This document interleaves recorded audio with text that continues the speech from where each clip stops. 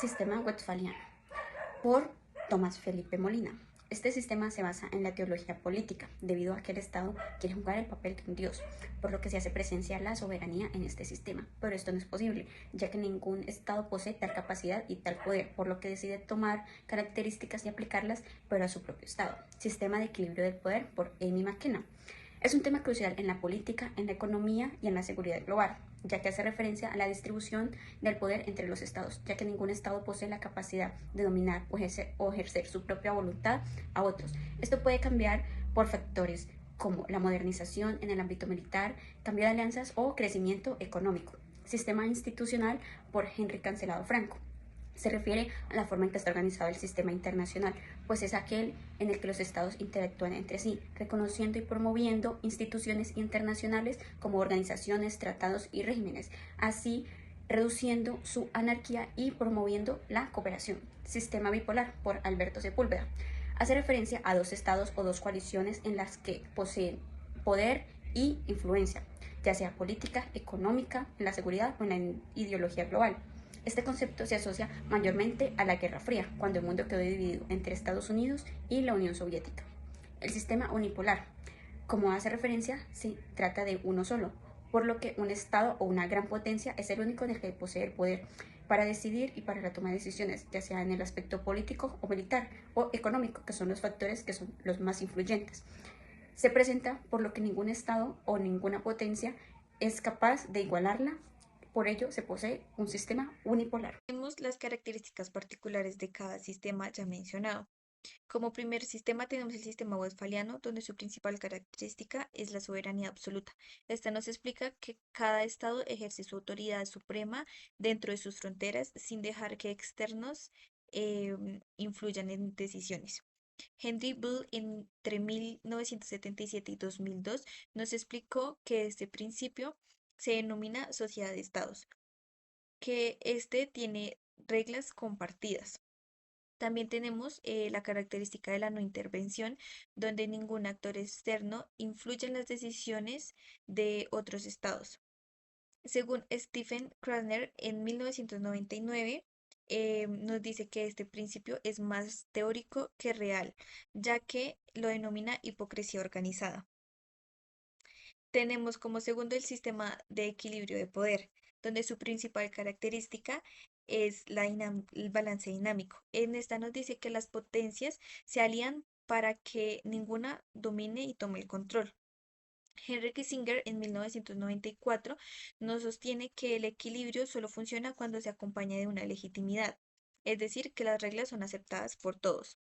Tenemos el tercer sistema, que es el sistema institucional, donde su principal característica son las instituciones internacionales.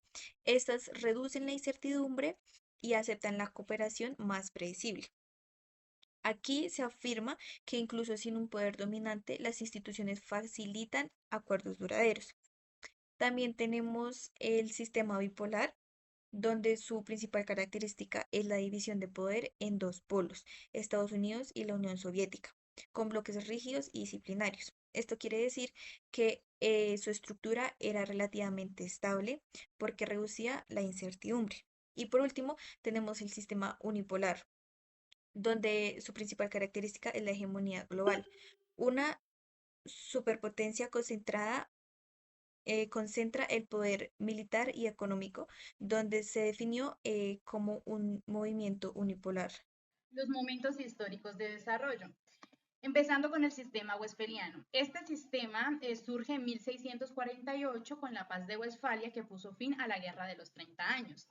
Según Velázquez, en su artículo publicado en 2011, este momento marca el nacimiento del Estado moderno basado en el principio de la soberanía y en la idea de que no existe un poder superior al de los estados.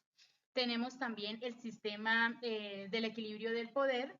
Este surge en 1815 con el Congreso de Viena tras las guerras napoleónicas. Según Velázquez, su principio básico fue siempre el de mantener un equilibrio entre potencias para evitar que una dominara las demás. Este sistema se mantuvo durante casi un siglo hasta el inicio de la Primera Guerra Mundial en 1914. 1919 se constituye lo que es el sistema institucional.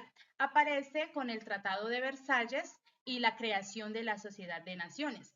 El eje principal nos afirma E. Velázquez, que fue el de mantener la seguridad colectiva y la paz. Pero también nos dice que este sistema fue débil desde el inicio y solamente duró 20 años, ya que fracasó con el estallido de la Segunda Guerra Mundial en 1939. Ahora tenemos también el sistema bipolar. Este sistema bipolar surge de las cenizas, si se podría decir, del sistema institucional en 1945, tras la Segunda Guerra Mundial, como ya lo había mencionado. Se configuró en la confrontación entre Estados Unidos y la Unión Soviética, dando lugar a la Guerra Fría. Según Velázquez, se caracterizó también por una polarización demasiado rígida, también por unas alianzas permanentes y el riesgo también de lo que se conoce como una guerra nuclear, como en la crisis de los misiles en 1962. Se mantuvo hasta 1989 con el colapso del bloque soviético. También tenemos el sistema unipolar. Este sistema surge en 1991 tras el colapso de la Unión Soviética y marca lo que es el momento unipolar con Estados Unidos como única superpotencia global. Esto es según Wohlforth en 1999 en su artículo. Bueno, él lo dice como un nuevo orden, lejos de ser inestable, podría mantenerse estable durante décadas. Buenos días, buenas noches. Hablaré de los hitos históricos que originaron una transformación en las relaciones internacionales. Comienzo por la Paz de Westfalia. La Paz de Westfalia se da en 1648, marcó el fin de la Guerra de los 30 años y consolidó el concepto de Estado soberano con independencia territorial y no intervención. Fue el inicio del sistema internacional moderno, con aportes de Grocio en el derecho internacional y Hobbes en la teoría del orden. Luego sería el Congreso de Viena. El Congreso de Viena, tras la derrota de Napoleón, las potencias europeas reorganizaron el continente y crearon el Concierto Europeo.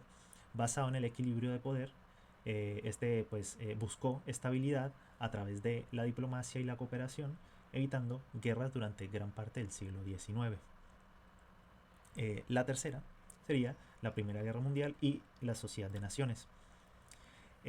La Gran Guerra dio paso al Tratado de Versalles y a la creación de la Sociedad de Naciones, primer intento de seguridad colectiva. También surgió la disciplina académica de las relaciones internacionales con una fuerte influencia del idealismo liberal propuesto por Woodrow Wilson. Y pues esta se da en 1919. Luego pasaríamos a la Segunda Guerra Mundial y la creación de la ONU. Esta se da, pues bueno, el conflicto más destructivo en la historia llevó a la fundación de la ONU en 1945 para garantizar la paz global. El sistema se dividió en dos bloques, Estados Unidos versus la URSS, y se consolidaron teorías como el realismo clásico de Morgenthau y el liberalismo institucionalista, además de la crítica de E.H. Carr al idealismo. Luego sería la Guerra Fría. Esta pues se caracterizó por la bipolaridad entre Estados Unidos y la URSS, marcada por la carrera armamentística y guerras indirectas. Surgieron teorías como el realismo estructural de Kenneth Waltz y la teoría del sistema mundo de Wallerstein, que explicaba las jerarquías globales de poder y de dependencia. Esto se da pues entre 1947 y 1991. Y luego pasaríamos a el fin de la Guerra Fría y la globalización. Esta se da en el fin, la caída de la URSS en 1991 hasta el presente. La caída de la URSS pues abre paso a un mundo unipolar con Estados Unidos como hegemonía. Sin embargo, pues en la actualidad el ascenso de China y los BRICS cuestionan ese orden. Fukuyama en su momento equivocadamente habla sobre el fin de la historia con la victoria del liberalismo, mientras que John Mearsheimer anticipa el retorno de la competencia entre grandes potencias. Muchas gracias.